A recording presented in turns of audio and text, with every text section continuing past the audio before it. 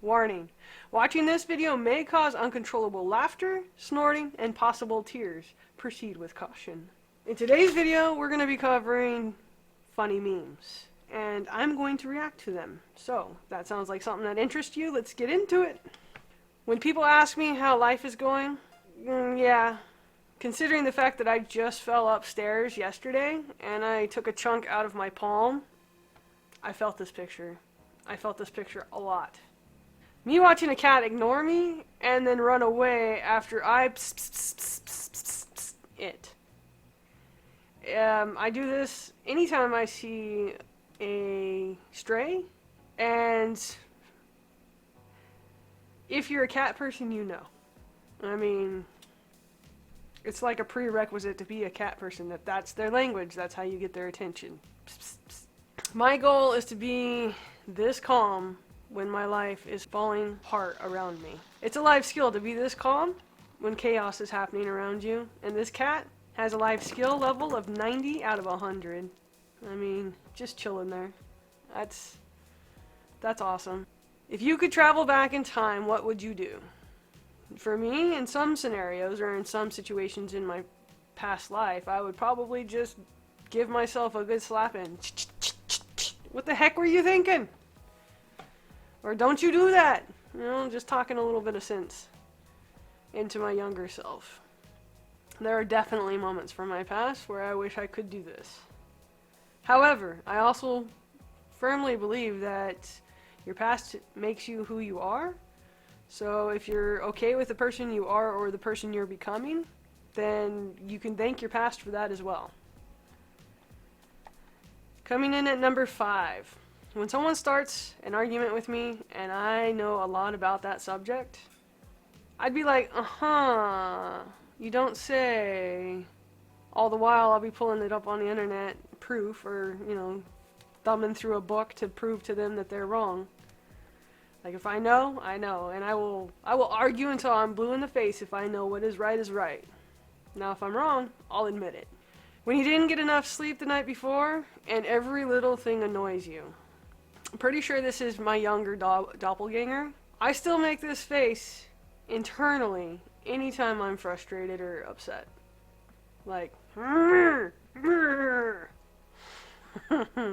me doing something I'm perfectly capable of doing and have done many times before, and then someone decides that they're going to watch. This is so true in life.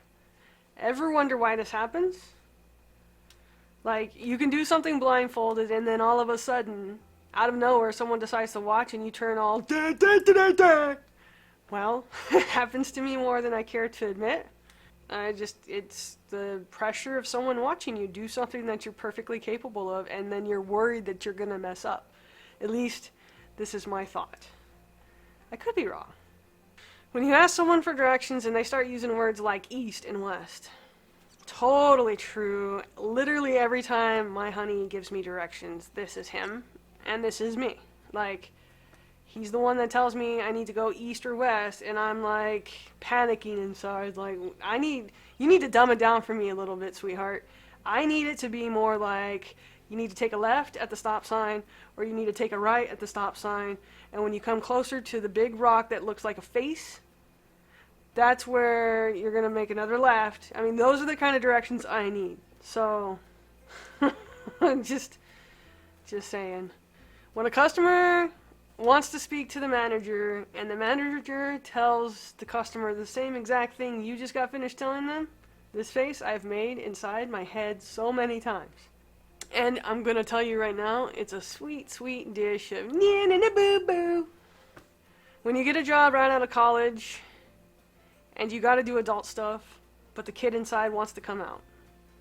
I mean, it's not just right out of college. This is just being an adult in general. If you still have an inner child that likes to play occasionally, I mean, does your child not come out at the most inopportune times?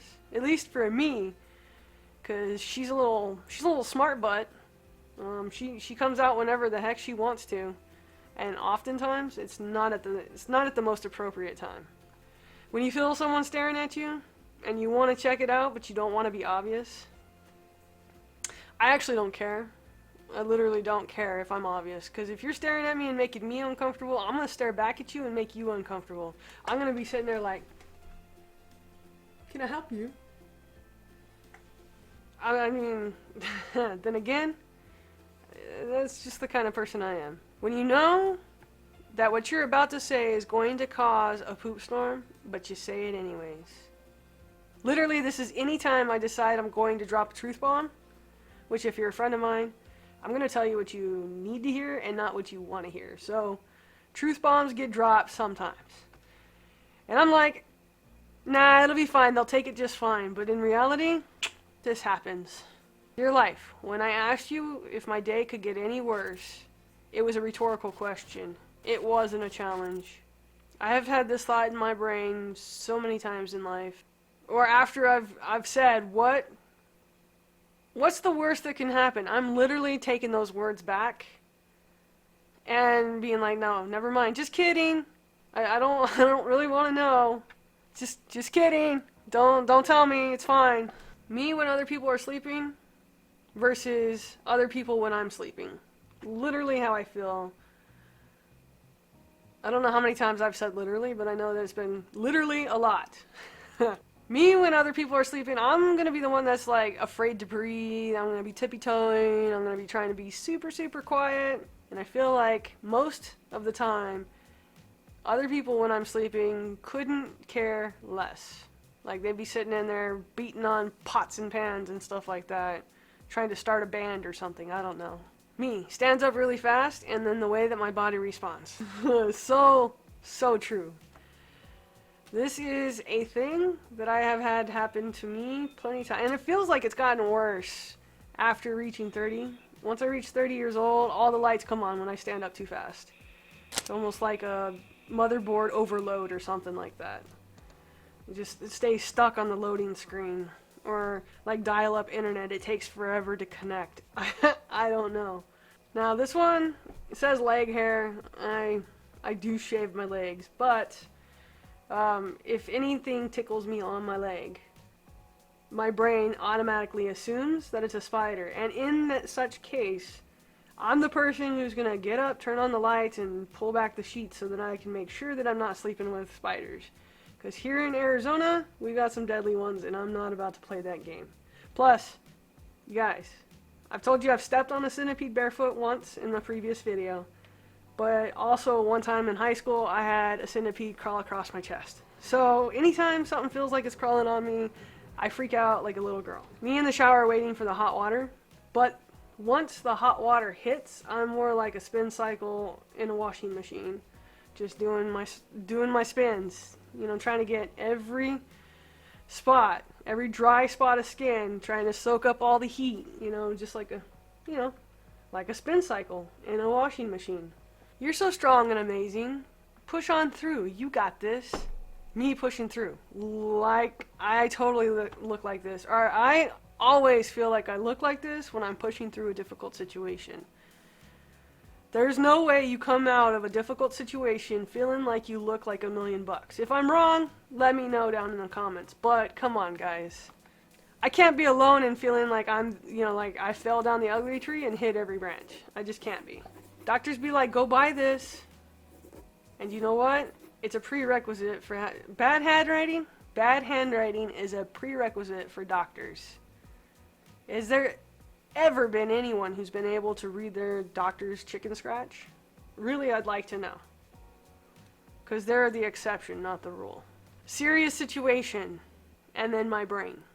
This happens anytime there's something where I need to be a bit more serious. I cope with situations differently than some. I'm not necessarily twisted.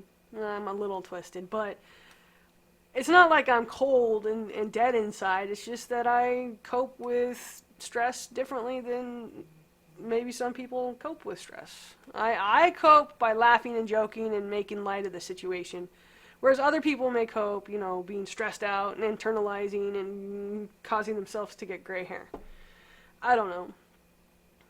But me, if I'm in a serious situation, I'm going to be cracking jokes. That's just how I roll. If you enjoy laughing, click on the video that's on screen now, and I'll see you over there. Until next time, stay happy, stay healthy, and most of all, stay blessed, my friends. But once the warning, watching this video may cause uncontrollable laughter, snorting, and possible tears. Continue with caution. Warning, watching this video may cause uncontrollable